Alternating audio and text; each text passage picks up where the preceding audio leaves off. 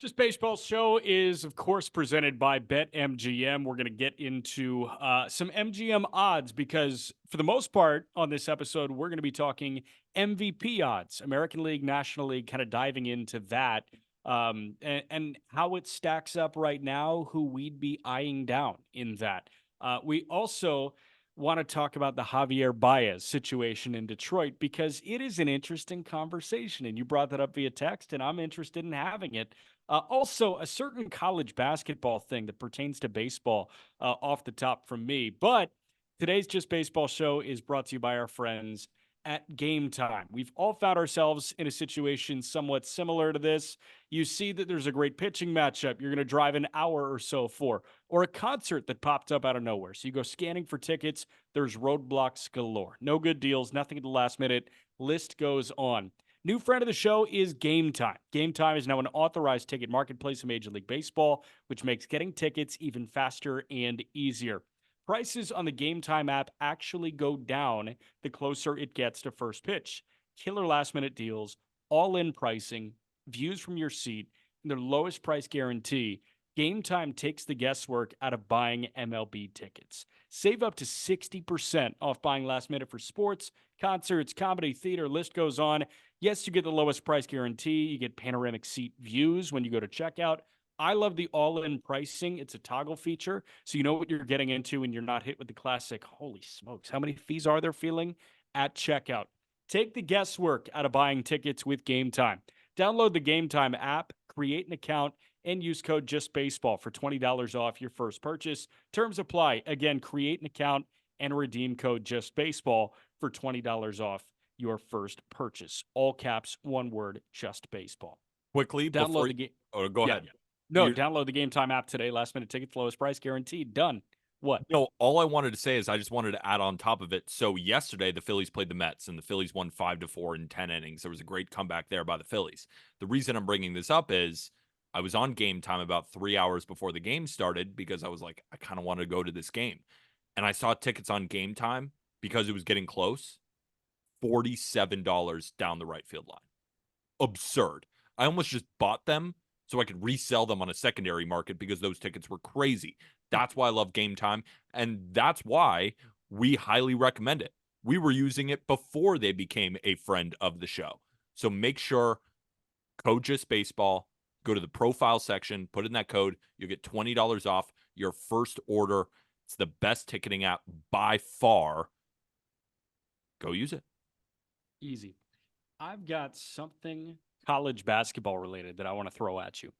Okay. So I'm not sure if you saw, but a couple days ago, the head coach of the University of Wisconsin Green Bay Phoenix took the job at the University of Wyoming. His name is Sundance Wicks. Sick. Crazy name. Shout out the movie festival, Sundance. Okay. Film festival, I guess. Movie is not the right word. Film is more astute. But Sundance Wicks just left an opening at Green Bay. Did you see who got hired? No. Doug Gottlieb, the Fox Sports Radio host and the guy that was being legally pursued by Casey Close and Excel because Doug Gottlieb made up the rumor that Casey Close, Freddie Freeman's former agent, withheld the Braves contract offer from Freddie Freeman. So that liar and the guy that has been a conflict vacuum on Fox Sports Radio for the last however many years has been pounding the pavement for the last, I don't know, half decade, saying, I should be a college basketball coach. I can be a college basketball coach. He applied for the Oklahoma State job. He went after the Green Bay job last year. They ended up giving it to Wicks, but now that Wicks is gone, they hired Doug Gottlieb. So that's baseball tie-in number one. Baseball tie-in number two, I tweeted this out. What is the baseball equivalent to Doug Gottlieb taking the University of Wisconsin Green Bay job? And the closest thing that I got is if Mad Dog, if Chris Russo took the Reno Aces managerial job. What am I missing here? Well, first of all, Chris Russo and Doug Gottlieb, it's very offensive to put those two guys in the same What do you mean? Chris Russo is a legend. But like legends get old and start yelling about random shit and I understand, but not knowing ball anymore. Doug Gottlieb ain't no legend. Chris Russo is a big reason why you and I are talking on this mic right now. For Mike sure. and the Mad Dog was like the original baseball podcast. Obviously, For they sure. did New York sports, they did a ton, but they started WFAN. And then now everybody with a microphone and a computer now has a podcast because of them. Nobody's saying that about Doug Gottlieb. So you got to pick someone who is just like, the thing is with baseball, There's no because like it's gas bag like Doug Gottlieb. there's no real gas bag. That's a great word, gas bag. It's exactly what he is. There's nobody like that in baseball. But I understand what you're saying. It's one of those people who've been on TV for a while, who get a lot of clicks because they say a lot of crazy shit. And then you hear they're the next manager of your local AAA team. And you're like, It's what? like it's like if Kendrick Perkins left his NBA job or left his ESPN job for like the fifth assistant job with the Magic. You know what? I'm kind of a gas bag. It would kind of be like if I was the manager of the Reed Oasis. Of like a complex league team, like the Mariners complex team. So with this fake hypothetical, like I don't even get to go to AAA, I'm in the No, complex. no. You know what? Bullshit. You are a Clearwater Thresher hitting coach. So you'd rather do this podcast with Doug Gottlieb than me, is what you're saying. I don't. We would probably get more clicks. You'd probably get more clicks. He'd say some crazy things. At least he makes up crazy shit You know like what the Freddie he'd Freeman say? stuff. He'd probably say in the offseason how Ellie De La Cruz, there's a chance that he could get traded by the Reds. Yeah, or like, should he? Is it a good idea to get traded? Yeah, that's something that only Doug Gottlieb would say. I actually don't know anybody in baseball media and true baseball media that would ever say that. Do you?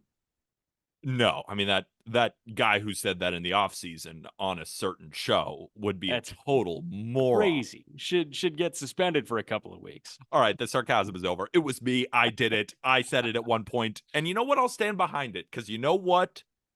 I mean, no, I can't even spin zone it. It was the worst take of all time. But what I will say is the reasoning behind it is I wasn't sure exactly where the Reds were going, and I thought, can you imagine the package that they would get for Ellie De La Cruz? Oh yeah. And it would be enormous. Now, if they had made that trade, wouldn't be awesome because once we get into these MVP odds, he's right up there. So yeah, terrible, terrible take by me. I've had some good ones. I've had some bad ones. I am who I am. I'm a gas bag. I'm the Doug Gottlieb of this show. Biggest package in baseball is probably Ellie De La Cruz because he has 5 more years of service. If you were just having that conversation, if everybody was on the trade market, who gets the biggest return? Answer at this point is probably Ellie De La Cruz or Gunnar Henderson, no? Because Bobby Witt Jr. already got paid. Yeah, that would be the answer. It would be Bobby Witt Jr., I think. I mean, you could also argue Julio Rodriguez, but he's been paid. You would I think argue it's Bobby Witt or Gunnar. it might just be, well, Acuna because his contract is so cheap. Yeah, He hasn't been he but has he's already close signed. to the he's close to the long-term extension though, because he's got what? He's got 3 more years on that contract. Yeah.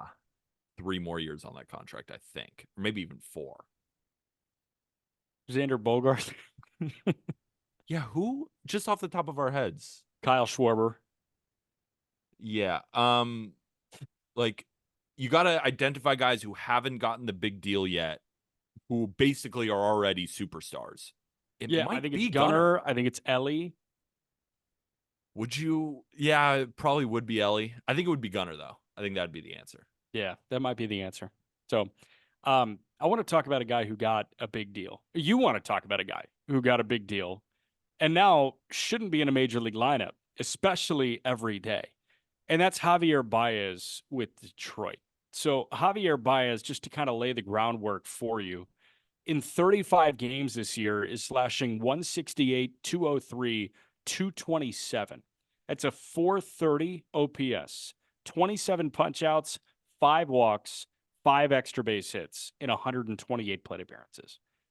This guy is the worst qualified hitter in baseball by WRC plus. Yet he signed what, 6-year 140? Is that right? Yeah, 6-year 140 takes him through the 2027 season. So 24, 25, 26, 27.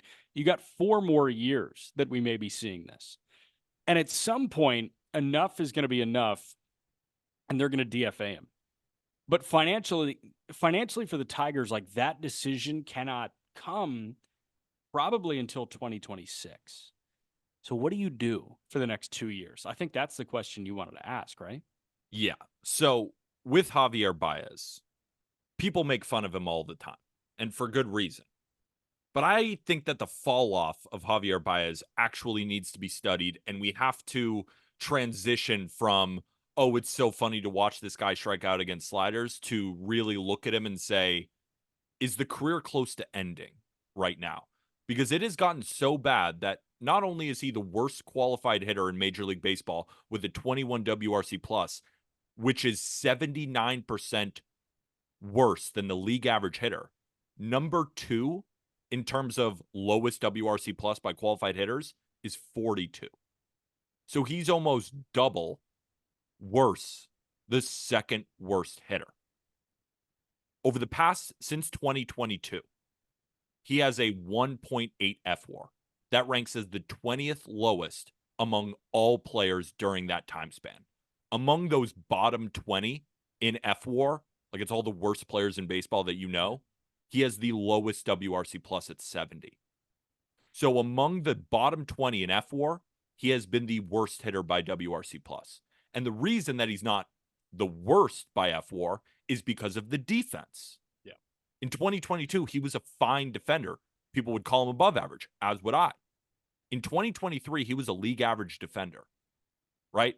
So that's why he barely put up any F WAR.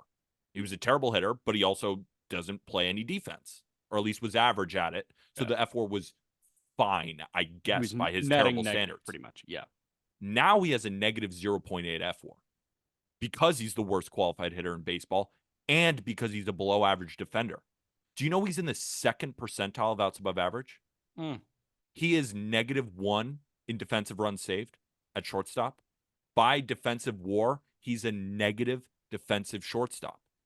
So the allure of Javi Baez, the great tags, the great defense, and yeah, he can't hit, whatever. He can't hit and he's not playing defense anymore. And another wrinkle to it. We know, everybody watching baseball knows, every pitcher knows, every front office, every batter, everybody who watches baseball knows that Javier Baez can't hit a slider.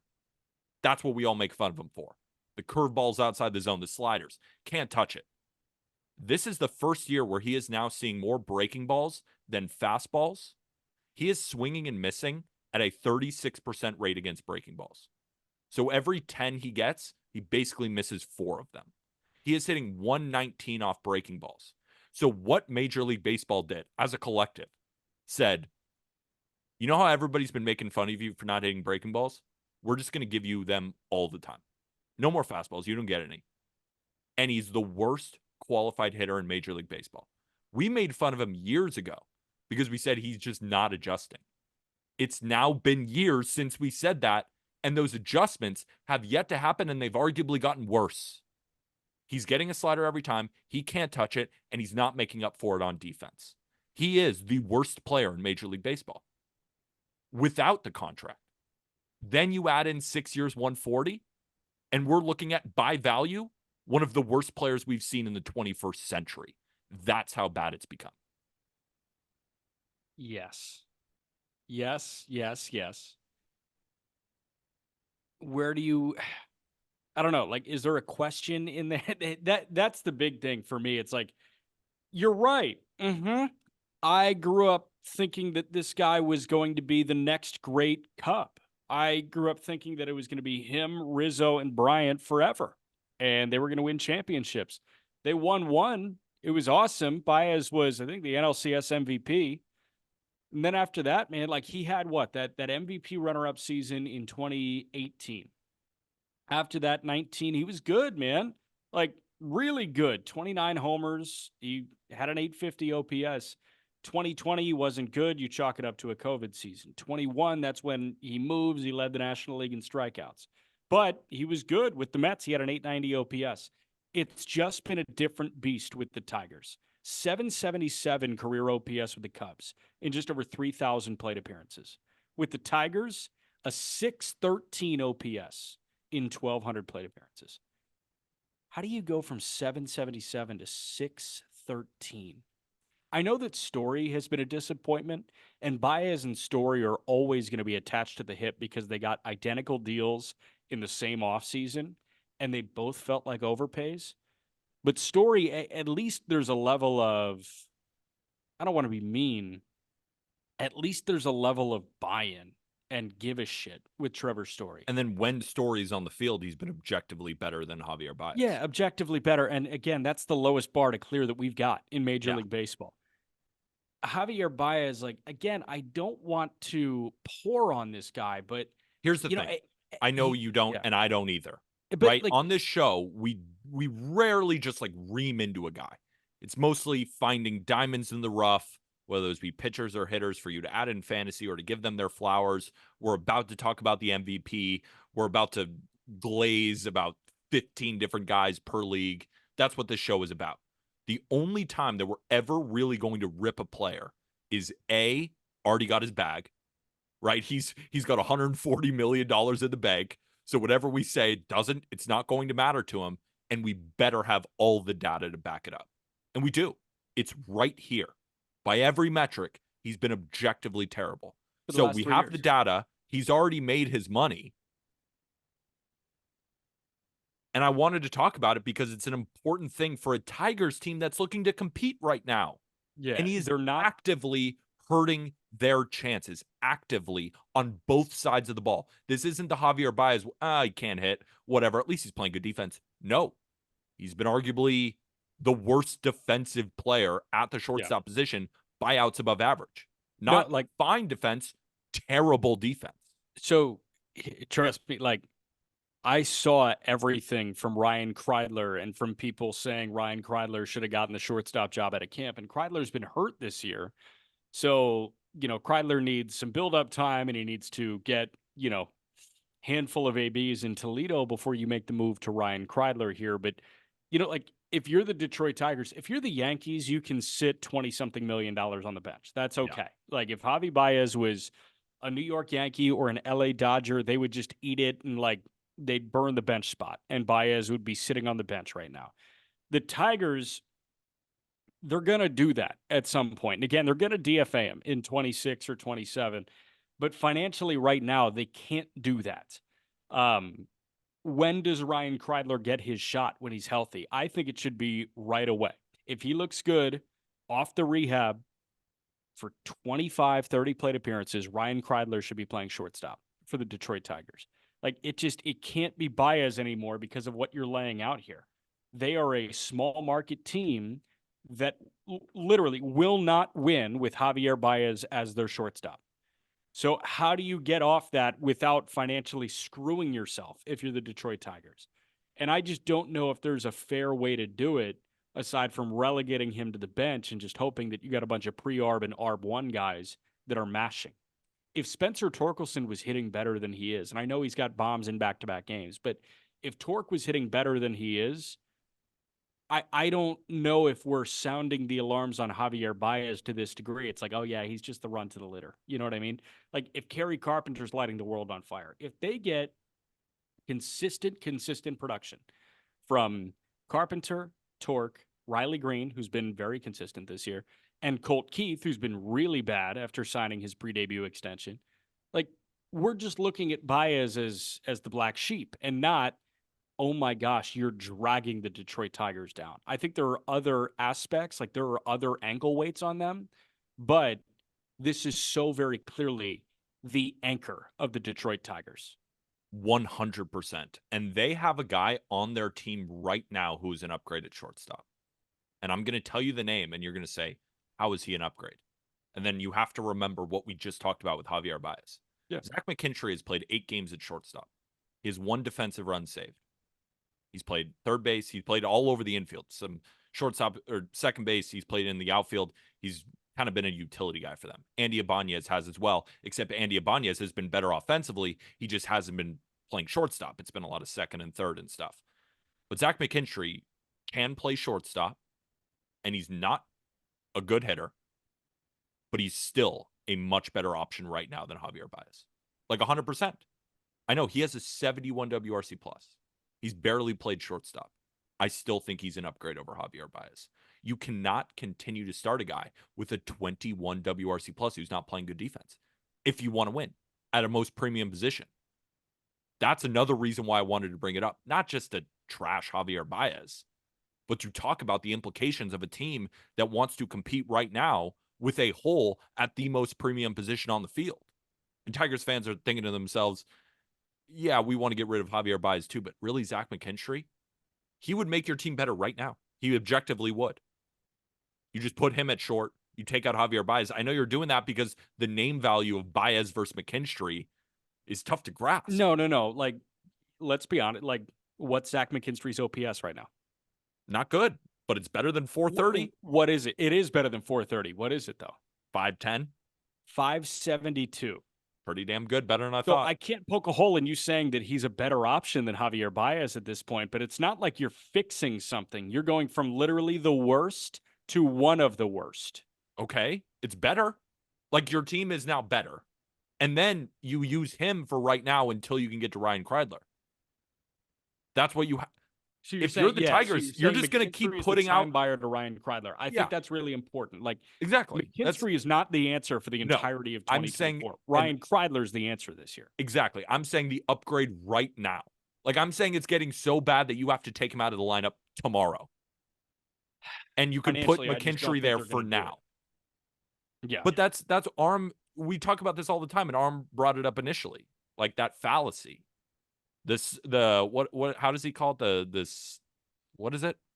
The What, self contractual No, the sunk cost fallacy. Yeah.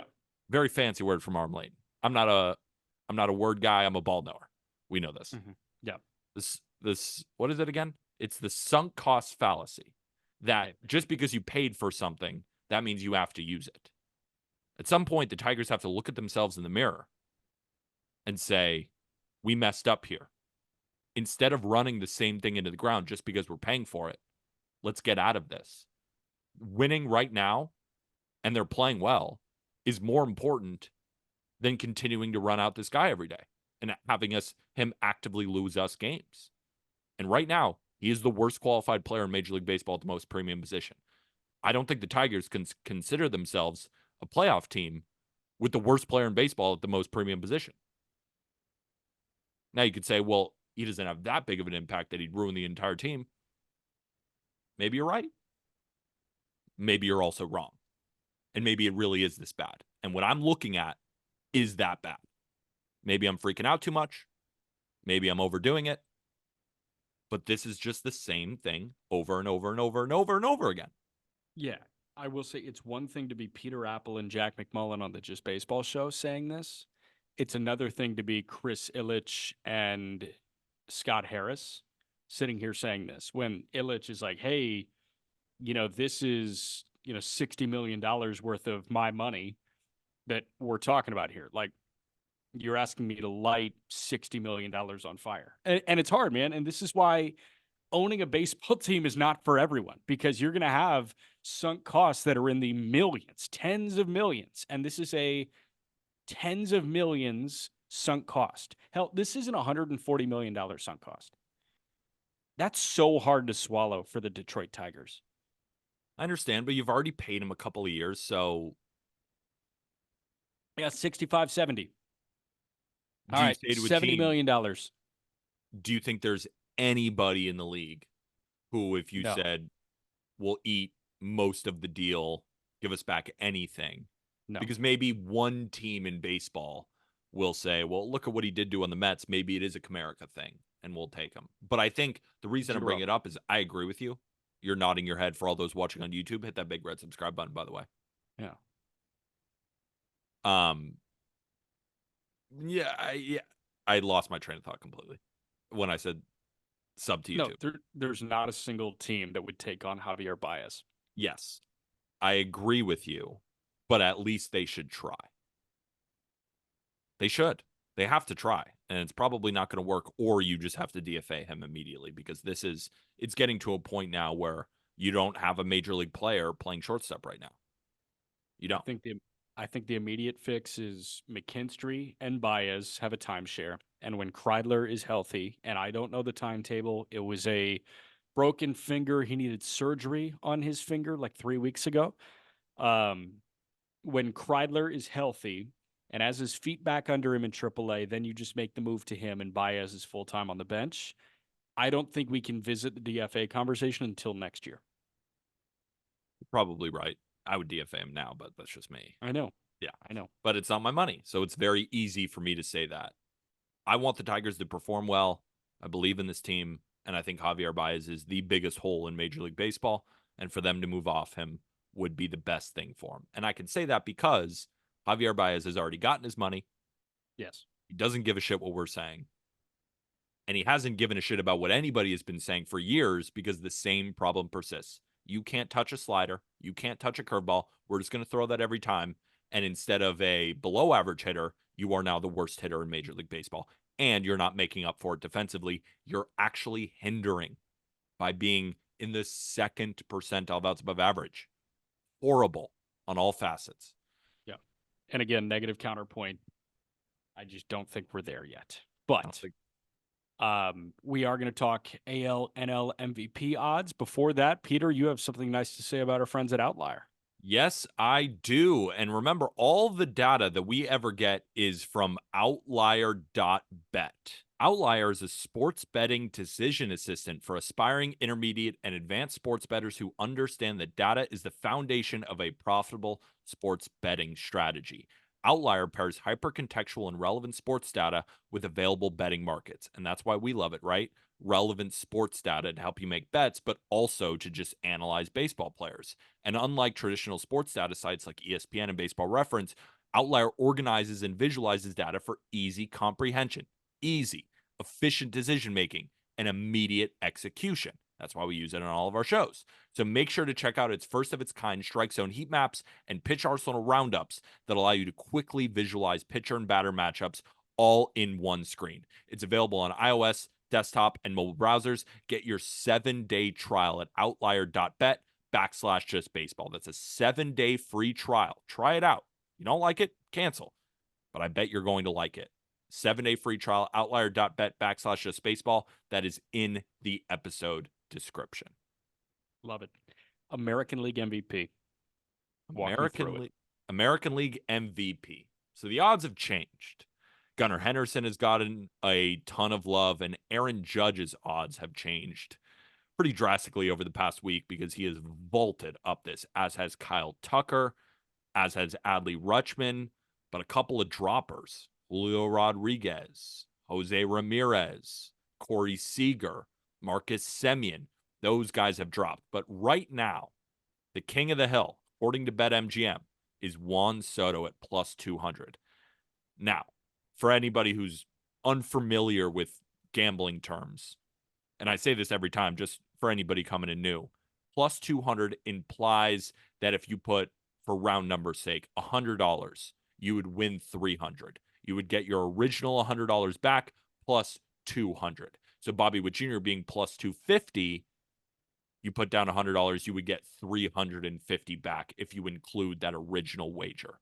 So right now, BetMGM basically thinks it's a 3-horse race between Juan Soto, Bobby Witt Jr. of the Kansas City Royals, and Gunnar Henderson of the Baltimore Orioles, with Aaron Judge, Kyle Tucker on the outside looking in. Guys like Yordan Alvarez, Jose Altuve, Adley Rutschman, those guys behind them, and then everybody else is more of a long shot right now. Yeah. And Juan Soto, I think, could be the favorite, but Bobby Witt Jr. probably should. And I think that it's because Juan Soto's on the Yankees, and the Yankees have such a great team, but the Royals have a great team too. And Bobby Witt Jr., because of his defense at shortstop and just his overall, his overall repertoire, he hits fastballs, he hits breaking balls, he does everything at an above average rate. His contact quality is amazing. He's going to be a 30-30 guy with the possibility of more while playing elite defense at shortstop. And if the Royals end up making the playoffs, which they have a good chance of winning this division, right? Which I think that would what would have to happen in order to get one of these wildcard spots, but who knows? In order to make the playoffs, probably need to win the division. But right now, I would say that Bobby Witt Jr. should be the favorite not Juan Soto, even though I still think Juan Soto should be co-favorites. Do you agree with me or do you disagree? I disagree because I think the narrative I think the narrative surrounding value is important here. By WAR, Bobby Witt Jr. has been the better player because he accumulates more defensive WAR at short, and he has turned into one of the better, defensive shortstops in the game. I think if we were to name a most outstanding player as it stands right now, Bobby Witt Jr. takes home the most outstanding player in the American League. But I think valuable is a different narrative. And I think that the writers will account for the New York Yankees falling shy of expectations each of the last several years, especially in the year where Aaron Judge had 62 homers. Like, Judge couldn't propel them to a first place finish. As we talk right now, the Yankees have the most wins in the American League. They have 27 wins. They are tied with the Orioles, who have one fewer win, but also one fewer loss. Juan Soto and the narrative that he comes in and he saves the Yankees pushes him ahead of Bobby Witt Jr., in my opinion. I think Gunnar may also be pushed ahead of Bobby Witt Jr. because of the narrative thing, too. Like, hey, the Baltimore Orioles actually look like a World Series contender. We're sitting here saying that we really like the Royals. What does really like the Kansas City Royals mean? I really like the Orioles. I really like the Royals. I believe that one of them can win the World Series and one of them can't. You know what I mean? It's a sliding scale. I'm always going to side with the better team, the player on the better team, when we talk about an MVP, not a most outstanding, a most valuable. So I would give the edge to the two guys on the two best teams in the American League as it stands right now. So I actually think that Bobby Witt, although he has a better WAR than both those guys, he should be third in that. I understand where you're coming from. I think you're totally wrong, but I understand where you're coming Fair. from. Yeah, cool. The reason why I think that that's somewhat of an ancient way of thinking is because if we're trying to give the most valuable player to the most valuable player, let's do it. And right now, think about this. Would the Yankees still be a good team if Juan Soto was not on them? Would the Orioles still be a good team if Gunnar Henderson was not on them? Where the fuck would the Royals be if Bobby Witt Jr. wasn't on this team? Okay, so if we're actually talking about value in a vacuum, but not let's only pause for a moment. hold on one sec. Yeah. If we're just talking about value in a vacuum, not only has Bobby Witt Jr. been the most valuable by FWAR, but then we also have to look at both these two teams and look at truly, if you were to remove those three players from those teams, where would the Royals be? Where would the Orioles be? And where would the Yankees be? I know that if we're talking about, yeah, the Orioles are the better team than the Yankees, or the better team than the Royals, and so are the Yankees.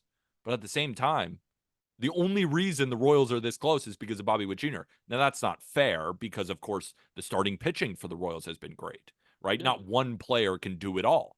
But if we're talking about the most valuable player on each franchise, Bobby Witt Jr. is more valuable to the Royals than I think Juan Soto is to the Yankees or Gunnar Henderson is to the Orioles. And then it's represented in the FWAR number. So I'm asking you to think about what you were saying nonstop for the last month on this show. The Yankees have Juan freaking Soto. Think about how many times we got on after a weekend or after a game where the Yankees win by one, and Soto had a clutch 2-run base hit. Like, 100%. I mean, dude, like, I just think. But doesn't it mean more that the Yankee fan is coming to you after just gushing and glazing Juan Soto like never before seen, saying I'd give him $1 trillion, saying that I'll buy extra chicken tender buckets at Yankee That's Stadium the thing. in order to pitch in, and I'm still saying Bobby Witt. Point right now. You're proving my point exactly right now. What do you mean? How am I proving your point? Aaron Judge got off to a terrible start. Now he's got 4 home runs in 7 games. Okay, what was happening before those 7 games? Baseball's a long season. I understand, but I can also recognize that the Yankees are a very good team, even if they didn't have Juan Soto. I still think they'd be a good team. I still think the Orioles would be a great division. team. I know, but what would the Royals be without Bobby Witt Jr.? They'd be in last, or they'd be hanging out with the White Sox most likely. I don't think so, man. Like, they have a top 5 starting rotation in baseball right now by staff ERA, by rotation ERA. Salvador Perez is hitting 320 right now. MJ Melendez was lighting the world on fire. Nelson Velasquez was lighting the world on fire. Those guys aren't doing it anymore. Like, that's the only reason the Royals offense has been staying afloat. Michael Garcia has not been doing well either. It's too recent for us to, I think, have this conversation about switch in narrative. It's like, oh, Judge is hot now and the rest of the Royals are not. That's why Okay, it's but tough, like especially doing Judge it in was May. horrible and the rest of the Royals were awesome. And just recently did the narrative flip. Can we So, agree on one thing? yeah. Do you think Bobby Witt Jr., among those players that we've named so far, has been the best player of the three? Because I think Yes. then that's important to Yes. note. So you are saying that Bobby Witt Jr. has been the best player in the American League so far, but then you are saying that because of the narratives with how good that the Yankees and the Orioles are, with Juan Yes. Soto then quote unquote saving the Yankees, Gunnar Henderson being the chosen one basically for the best team again in baseball, Yeah. that they get the nod over a guy who's not on that fanfare of a team. And that's why I think you're a small market fraud for not Yeah. sticking up for the little guy. What do you want to join? You're done with the Just Baseball show? You want to join Big Pharma? You want Yeah. to I join want a to join. hedge fund? You and I Steve wa- Cohen want to get drinks? Look at I'm in. you. I would I'm love to sorry get. that I'm sticking up for the little guy Yeah. while all you want to do is you're probably on the same side of the guys who crushed the housing market in 2008. You're probably You laughing. nailed it. You nailed it. I saw Roaring Kitty made his way back onto Twitter, and I said, "Oh no, this is terrible for me because I'm shorting GameStop." Yes. Yeah, I'm the ass. I'm the big stock ass. That's what I'm saying. No, So man, it's I clear now. couldn't. So Okay, how about this? Nice thing. I couldn't agree with you more. That's my exact reasoning. I think Bobby Witt Jr. has been the best player in the American League, but I think that the narrative further leans into Juan Soto and Gunnar Henderson. What I think that you are ignoring in this conversation is how the MVP is voted on. It's voted on by a bunch of old people that like really lean into the narrative, and that's kind of it. I know, and you are the person that I need to convince because you're a part of big narrative. You're a part of I big am part of baseball. big narrative. You're right. You're a part of big baseball. Like But big baseball is also more stubborn than any other big sport that we have. you probably want medicine prices to go up. You're probably I like they're don't. not. Johnson and Johnson hasn't made enough billions of dollars. You want more. Do you remember the story of Glasnow looking at a photo of like Martin Shkreli when he was really balling out in Tampa and was like, I needed somebody to get me pissed off. And he would look at No, a photo of Shkreli. Yeah. I didn't know that. Yeah. It's funny. Pharma bro. Yeah. That's not me. I'm a better person than Pharma bro. But what we both can agree on is this race is already electric because of these storylines that we're talking about, right? Juan Yeah. Soto saves New York. Gunnar Henderson is the chosen one. But there's a guy in Kansas City who has been better statistically than the both of them. If we are, just to wrap up real quick, if we are looking at F4, Mookie Betts is number one, and we're going to get to the National League MVP in a minute. Bobby Witt Jr. is number two, 304, 369, 518, 145 WRC plus, 5 bombs, 15 steals, that 2.7 F war. Juan Soto has a 2.3 F war, 9 home runs. He's hitting 314. He's the better hitter of them. And then you have Gunnar Henderson, who does have 12 home runs, but the guy's hitting 264. Yeah. Like he has a 152 WRC plus. Like Gunnar and Soto are probably better hitters. But what I will say is, if we're looking at xWOBA, grades your quality of contact, Bobby Witt Jr.'s bat is expected to get more out of it. Gunnar Henderson's is actually expected to get less. And Juan Soto, I just don't think will have the defense. So I understand where BetMGM is coming from right now, saying Soto is the favorite. But I think that does matter at Bobby Witt Jr. being plus 250 to Gunnar plus 500. I think they're hedging both of our opinions together. I think that's why the odds are what they are. They I agree think with you so. and they agree with me at the same time. That's how they priced it. I think so. Last thing that I want to say on this race is respect Kyle Tucker. Kyle Tucker leads Respect all of Kyle Major League Tucker. Baseball in homers. He leads all of Major League Baseball in walks drawn. Um, dude, like Kyle Tucker, we know he can perform at a very high level defensively too. I think he grades out as like a net zero defender as it stands right now. Kyle Tucker is one of the better players in all of baseball. And if I'm banking on anybody to not slump at all this year, it's Soto and it's Kyle Tucker. Remember when we were going over the best defenders? Kyle Tucker technically won right field because he has 2 defensive runs saved Yeah. and 1 outs above average. Yeah. Which is better than every other right fielder right now. One more thing too. I've got one more thing. I lied. Okay, yeah. keep going. We're Yeah. both lying. Um, Kyle Tucker, we wouldn't expect to say this, but the team that he's on could be his downfall in terms of MVP. Yep. Isn't that crazy? The Astros are the Kind of problem for Tucker. And then on the same sort of side of that, do you think that Judge and Soto competing against each other could end up hurting them both? We've seen that with the No. Dodgers before. Let's say Judge keeps hitting like he is right now, him and Soto are neck and neck. Then do the writers say, well, Soto has an MVP level teammate as well. Like, how valuable is he truly? And that's kind of what I'm saying here. And then if Bobby Wood Jr. just has a much better season than Gunnar, and the Royals maybe say miss the playoffs but are close, Yeah. I could definitely see Bobby winning it. I think baseball is kind of a unique beast where guys' MVP candidacy does not really get diluted in the same way that other team sports get diluted. So, like, in the NFL, like, you've got a great quarterback and a great wide receiver, the quarterback's going to win. You got a great quarterback and a great running back, the quarterback's going to win. In the NBA, like, I think that's the closest thing where Steph Curry, Kevin Durant kind of diluted each other's MVP candidacy when they were teammates. Because it's like, oh, you have two of the best players on the planet. Who are you if not for Kevin Durant, Steph? Who are you if not for Steph, KD? I think this one is unique because this is a team sport played by individuals, and a team success is a summation of individual success. So I don't think that there's necessarily dilution that you have to worry about here. But I do think that that could lean into the narrative a little bit where it's like, oh, well, Soto has Judge, Judge has Soto. That's Why what don't I'm we look saying. at the guy that's kind of doing it by himself? But then again, like, you look at Gunnar and it's like, oh, well, Gunnar has Adley. Gunnar has Corbin Burns. Like, Yeah. Bobby Witt's really the only lone wolf at this point. And, Kyle Tucker's going to have Jordan. Kyle Tucker's going to have Well, Altuve. Bobby Wood Jr. has Seth Lugo. He's That's got like not a Lugo. joke. I mean, Yeah. it's like not a joke. He's got a 1.66. Bobby Witt Jr. has Mike Massey, who's been hitting the shit out of the ball recently. Hell yeah. So before we get to the National League, I Oh, do go no, ahead. You got one more thing. I You one got more one more thing. thing. Let's hear it. Harrison Bruns put together a great article kind of featuring Gunnar Henderson on justbaseball.com, and he highlighted the guys that have won a Rookie of the Year and an MVP within their first two major league seasons. Two guys did it same year, right? Fred Lynn in 1975, Ichiro in 2001. Ichiro was kind of like a quasi-rookie. Cal Ripken Jr., that would be poetic if That Gunnar would and be Cal did poetic. it. Ryan Howard did it. Dustin Pedroia did it. And Chris Bryant did it. That would be rarefied air for Gunnar Henderson. That is dope. That is really, really cool. Right. So before we get to the National League, it is important to talk to the people about BetMGM.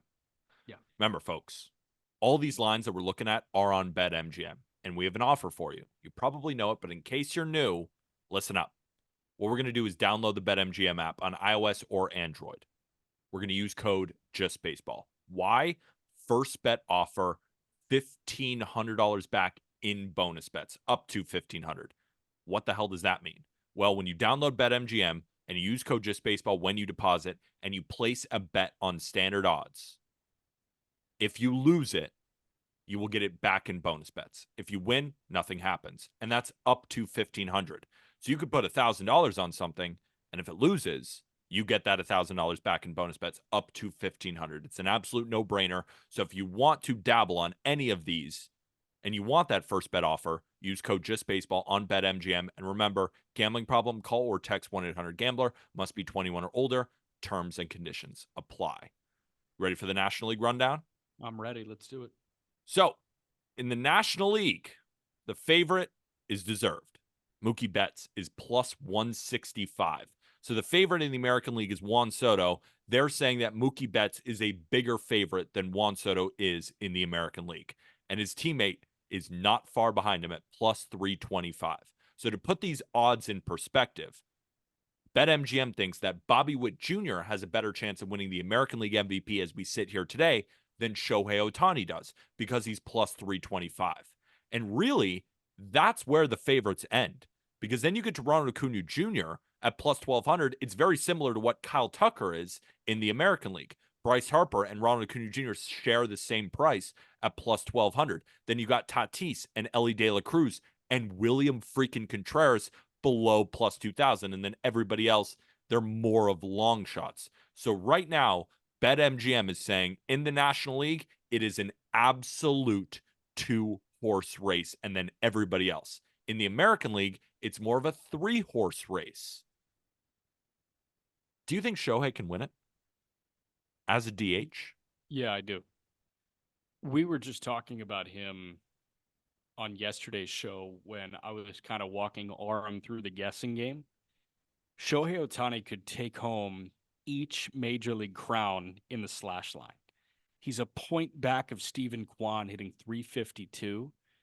He leads in what, OBP?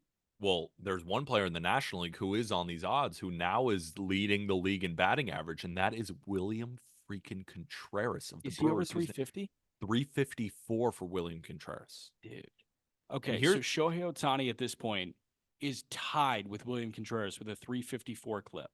Ohtani is third in Major League Baseball in OBP. William Contreras is second. And in slug, Ohtani leads. So Ohtani is top 3 in all 3. Contreras is top 1 in batting average and top 2 in OBP. are we That's on awesome. are we on Triple Crown watch with Ohtani? Yeah, I think so.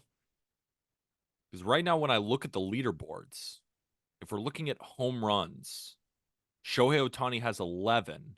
So funny, Teoscar Hernandez in the National League, like Yeah. freaking Dodgers. So yeah, Teoscar Hernandez has 11, and Marcell Ozuna has 12. So he's right there in the home run department. If we are looking at RBIs, Marcell Ozuna definitely has more. He has 40, and Ohtani is at 28. But the fact is that he has this 354 average. So if he keeps up in the home run department and starts driving in more runs, that's what's going to be tough for him if he wants to win the Triple Crown. He hits second. Like he's not third or fourth like Freddie or Will Smith is, so he doesn't have the opportunity to drive in as many runs as these guys. So They that's could why hit him third. I hit him fourth. Just let him hit fourth, Why I not? guess. Yeah.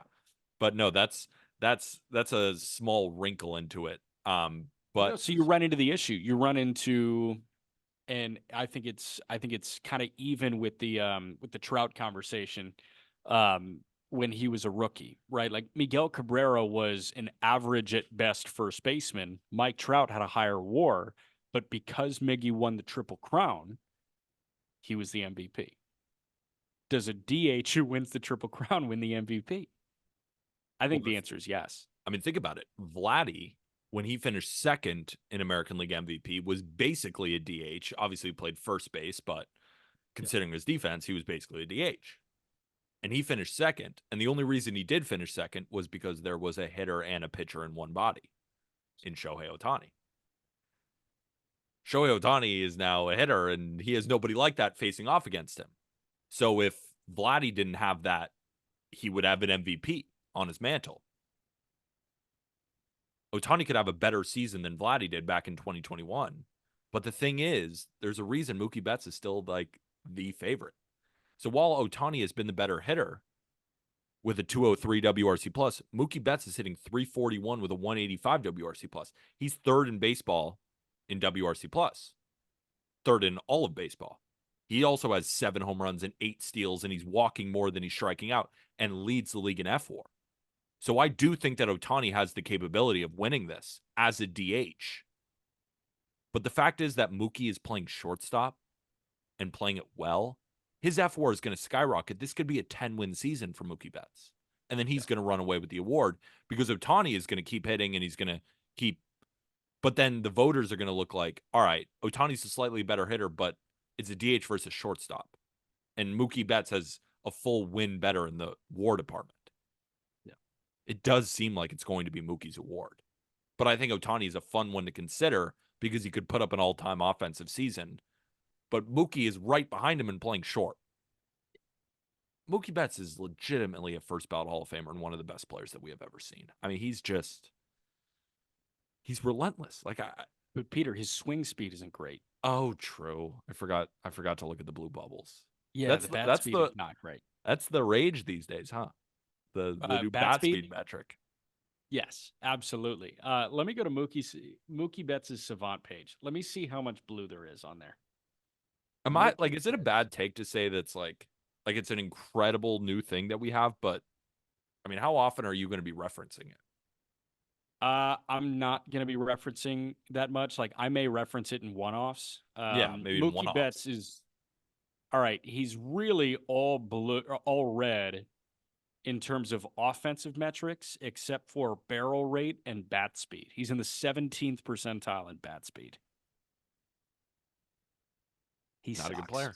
Yeah, He sucks. Not good. Can not we good. give Ellie De La Cruz his flowers real quick?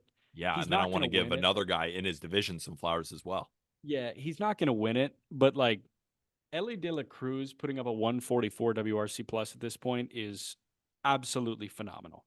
And this is who we were expecting Ellie De La Cruz to be at this point. I think he's walking more than we were expecting, but he's striking out right at the rate that we were expecting him to punch out. But the fact is, like, he's just so stupidly electric. He can still have a 140, 145 WRC plus and put up a 5-win season, 5.5-win season when he's punching more than 30% of the time. Ellie is the must-watch player in baseball for me. Like every time I see Ellie De La Cruz clipped on Twitter, clipped on Instagram, I'm watching that video in its entirety. Has he surpassed Tatis for you? Because I know Tatis has been your guy now for a few years. Is it Yeah, now Ellie De La Cruz at the top? he has, just because Ellie's playing short. Like there's something about the cannon at short. I I don't know. Actually, I do know how to describe it. O'Neal Cruz had a relay throw from right field in Milwaukee on Monday. Did you see what I'm talking about to go get a guy at third base? It was a throw from the right field corner cut off by O'Neal, and he ripped it at I think 94 miles an hour on the relay throw. And on one hop, it was a dart to third base, and they got a guy trying for third. That might be my favorite play in baseball. The relay throw on the money. And there's something about that throw coming out at 95 miles an hour. And only two guys on the planet can do that. And one of them plays short for the Cincinnati Reds. It's incredible watching him, knowing that he can take you 500 feet, but if Yeah. he gets on first base, he's almost automatically on third. This guy's Yeah. setting records for stealing third base. And you know the cardinal rule in baseball, like don't steal third with 2 outs unless you absolutely know you're going to make it. Or with the lefty up. Yep. He has the green light there. He steals third whenever he wants. He steals bags whenever he wants. He has 25 stolen bases. Next best is Jose Caballero with the Rays at 17. And Cabby leads the league in caught stealing. Another great point by you. Like, the fact is, if Ellie De La Cruz can get on at a 367 clip, that's his on base percentage right now, we're looking at a guy who's going to steal 80 bases. And he's got 9 home runs. What if he goes 30-90? I mean, that's not out of the realm of possibility. It really isn't. Think about it. Let's the new get to rules 30-70 first. I know that but think about it like this. He's a more efficient base stealer than Ronald Acuna Jr. was, and Acuna got to 70. And I think he's a better base stealer than Acuna was. Yeah. What's to say that he can't get to 90 with the disengagements, the new rules, the lack of pickoffs? Does he get picked off as much as Acuna? That's another weird wrinkle besides Ellie De La Cruz. Ronald Acuna Jr., now we're recording on Tuesday, so the stat is going to change immediately as you're hearing it.